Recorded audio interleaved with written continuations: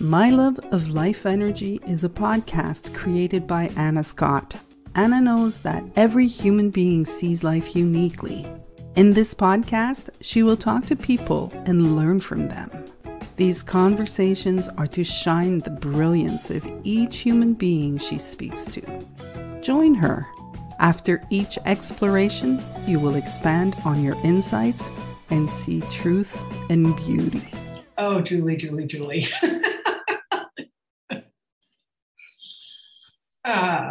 So I wanted to welcome you, and I'm not even clear what I'm doing yet, other than, this insight, this understanding that we've come across, that we've been both blessed to experience. I think it's the best thing since sliced bread. Mm-hmm. I mean, it's so radical. And so I guess my intention is, one is I love hearing how people, like how this understanding, the three principles, this understanding has impacted their lives, and insights that have really just radically changed them. And I think that sharing them somehow, when people share them, people see something and they kind of go look towards this space. Yep. And I remember when we were hiking, I don't know if you remember this, and you had just gone to Michael Neal's program. And we were coming up the trail and you talked about creativity, that there were these creative geniuses, and it impacted me so profoundly. And so I just want to hear what you've seen from this understanding. And it's so interesting. I feel like just when I think I've seen everything that I could see, I see something more, which is the amazing part of it, everything from when I started to see this understanding of that we create life from inside of us, that we create every experience from inside of us. I wouldn't be married to Brad, that if either one of us didn't have that understanding to see it.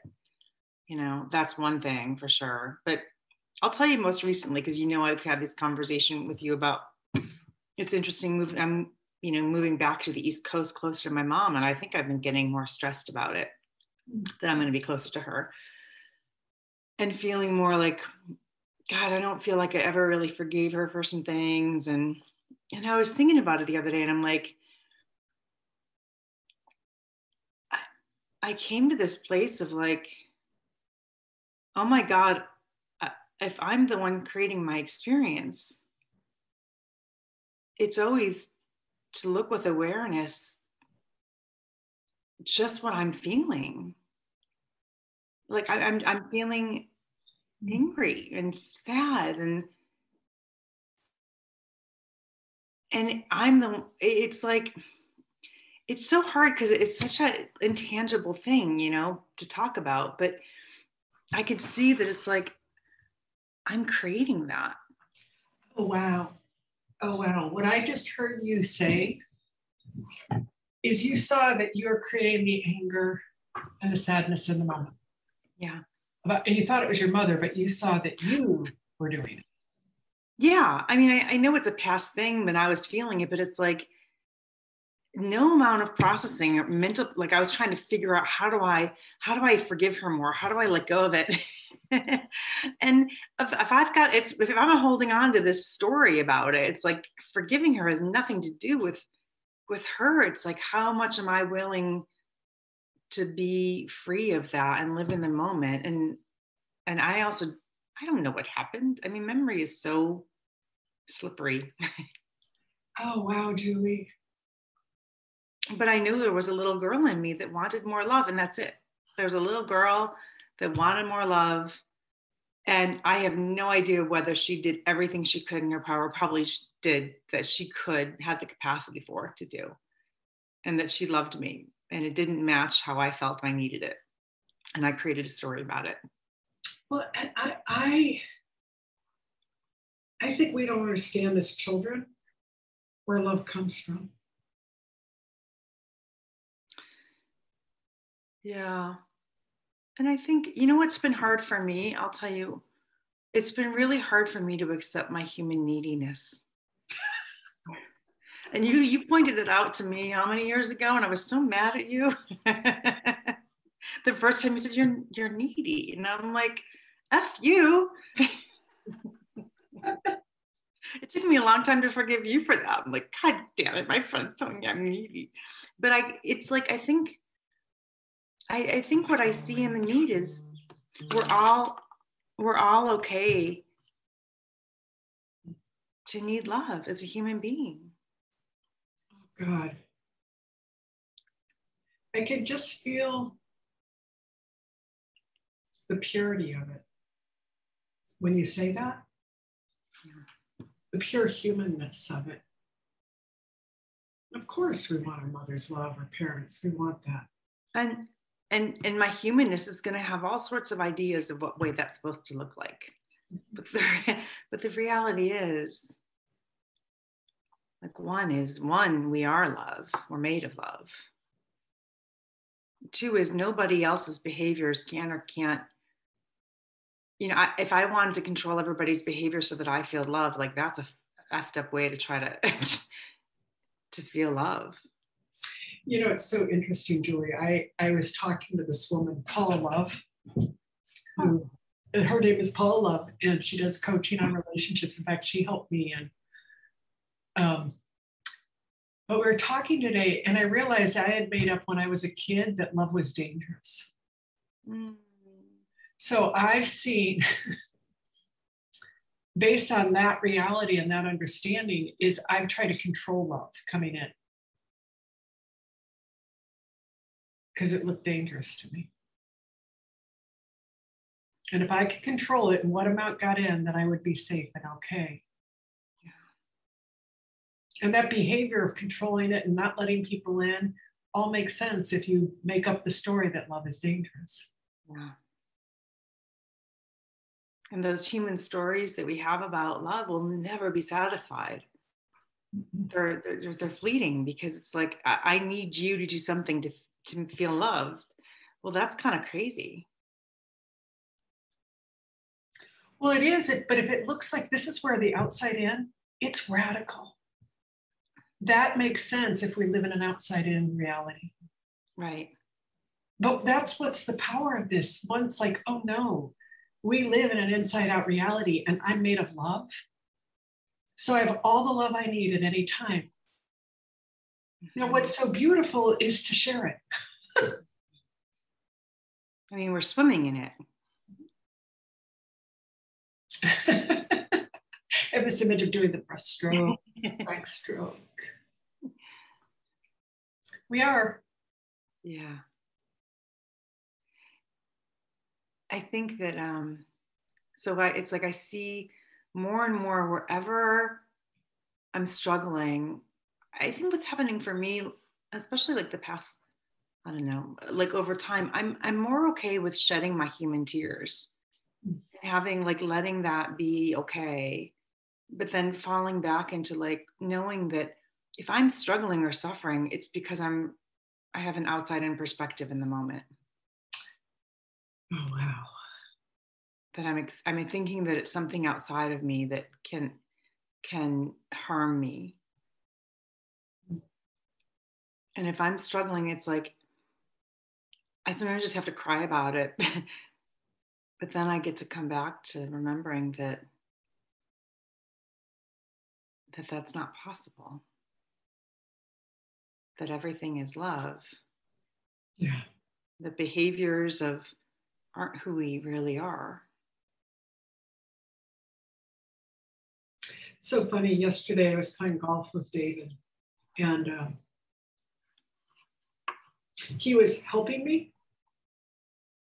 and helping in quotation marks, and I was getting so pissed off. And he told me my one ball wasn't my ball, and I knew I'd hit a great shot, and I was getting so mad at him. And I had a lot of swear words in my mind, in my head, and and then I just, because I know this understanding, I could feel how angry and upset I was, and I had to feel it. And I'm thinking it's him. And when I quieted down and I could let it go for a second, I could just feel how much he loves me. You know, he's just wanting to be kind.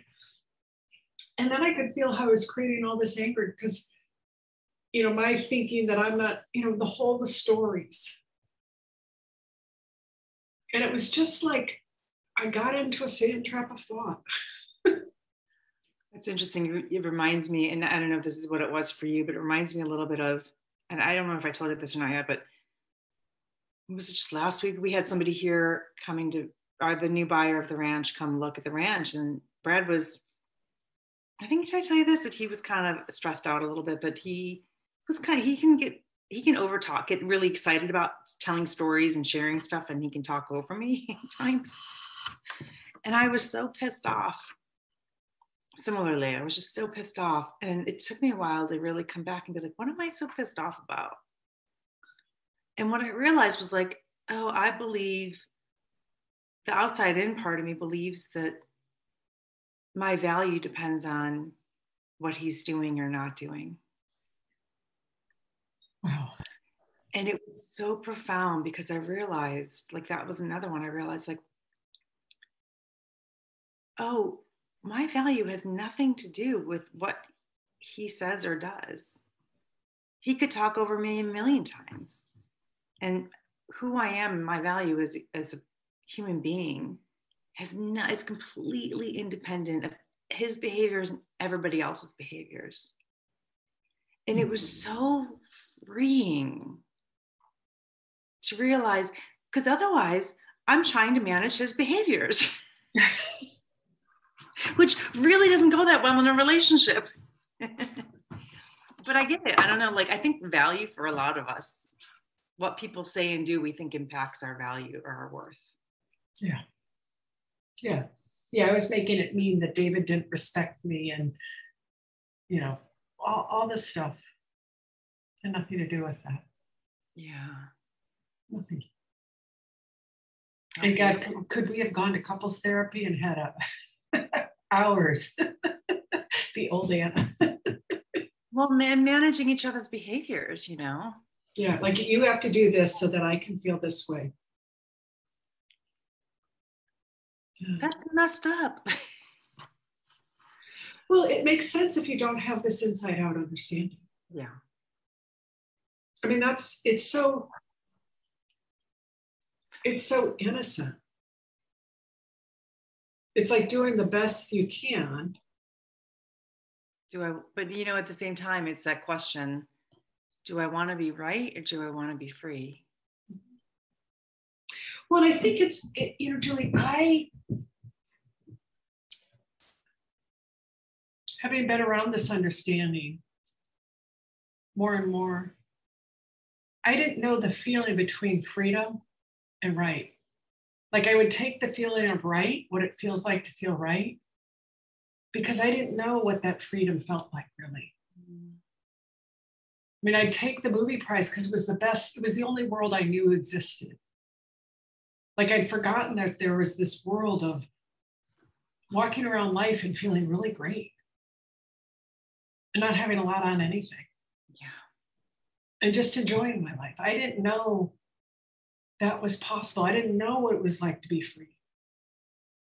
So what does it feel like to you? Because I know I could tell you what it feels like to me. What does it feel like to you?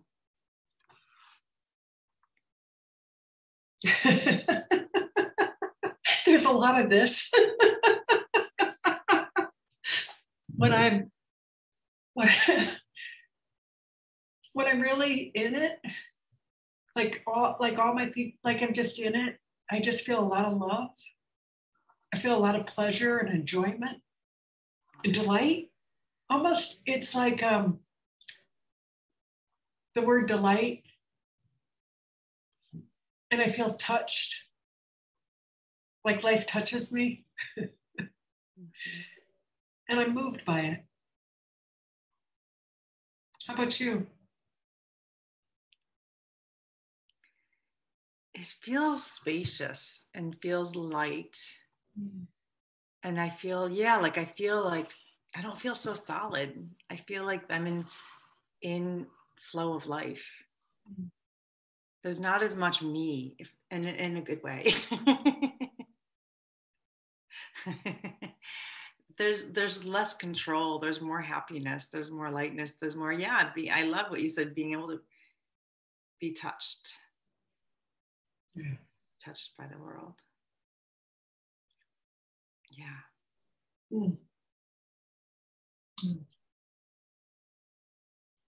What were some of your biggest insights you've had around this? I know you've had many. Like if you were just what's one that oh God. You know, I love you shared. Like I really thought when we got on this call, I really thought we'd go back to that hike and tell that story. Well, tell me about it. Because it's funny because I really like the freshness of this. And so it has me rethink. I could tell the biggest, like the life altering one was when I realized I was okay. I had done 30 years of work and self-development trying to fix me. Only learned that there was nothing ever wrong. And that was so radical.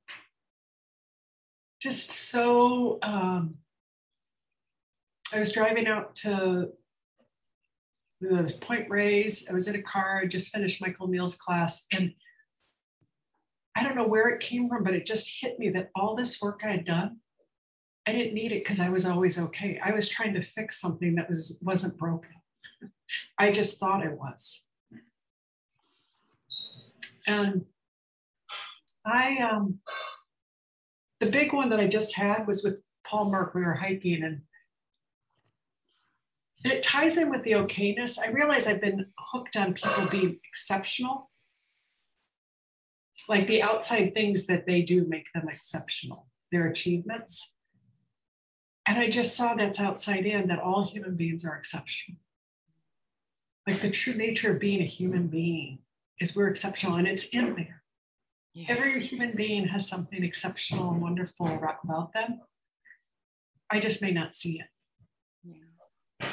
And that was really free. It just made me want to know more people. Not because of their credentials, but just because they're human beings. Yeah. So I love that.